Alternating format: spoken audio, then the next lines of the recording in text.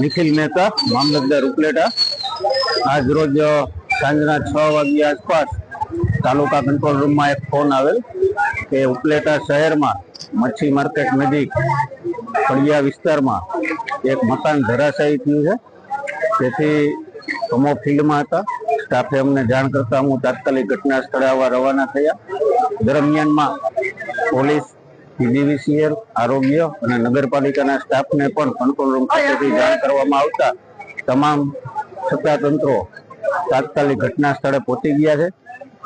અહીંયા એક મકાન ધરાશાયી થઈ બાજુનું એક જે મકાન હતું એની ઉપર એનો કાટમાળ પડ્યો। બાજુના મકાનમાં કોઈ યાસીનભાઈ નામના વ્યક્તિ છે એ નોનવેજ વેચવાનું કામ કરતા હતા।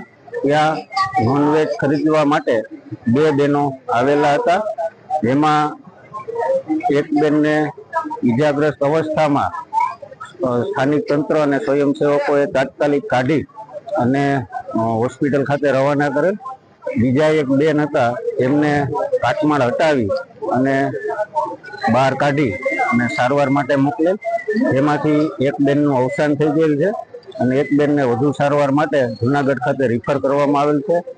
હાલ સ્થાનિક વહીવટી તંત્ર, એનડીઆરએફ અને સ્વયંસેવકોની મદદથી જોખમી કાટમાળ હટાવવાની કામગીરી